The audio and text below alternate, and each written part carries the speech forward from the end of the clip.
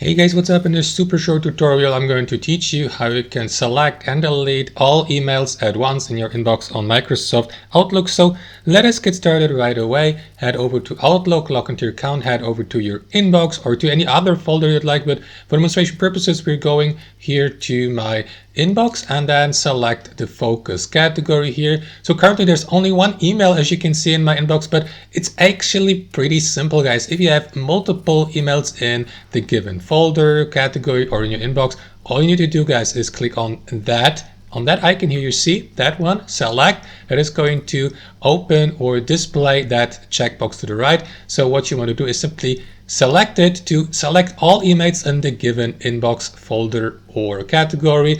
And after that, simply click on that trash icon here. If you click on the trash icon here, Outlook will ask you to confirm your decision. So whether you would like or would not like to delete all the selected conversations in the given folder.